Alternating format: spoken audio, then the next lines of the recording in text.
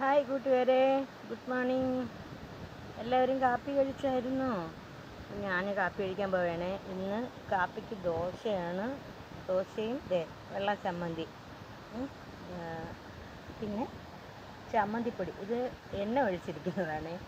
ഞാനാണ് ഈ ചമ്മന്തിപ്പൊടി ഞാൻ വീട്ടിൽ തന്നെ ഉണ്ടാക്കിയതാണ്.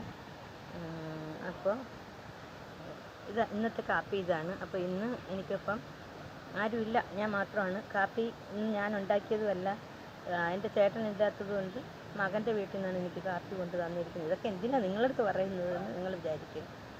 ഇരിക്കട്ടെ, ഒരു രസമല്ലേ ഇതൊക്കെ. തനിച്ചിരിക്കുന്ന ഒരാൾ ഇങ്ങനെ നിങ്ങളോടൊക്കെ ഒന്ന് സംസാരിക്കാൻ ശ്രമിക്കുന്നത്. ഒറ്റയ്ക്കല്ലേ ഇരിക്കുന്നത്.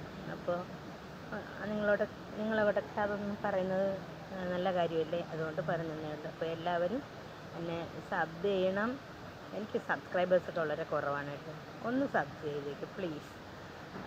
നിങ്ങളോടൊക്കെ അല്ലേ എനിക്കിതൊക്കെ പറയാൻ പറ്റുള്ളൂ. ഒന്ന് സബ് ചെയ്ത് സഹായിക്കണം. അപ്പോൾ ഇന്നത്തെ കാപ്പി ദോശ, ചമ്മന്തിപ്പൊടി, കട്ടൻ ചായ, ഇത്രയാണ്.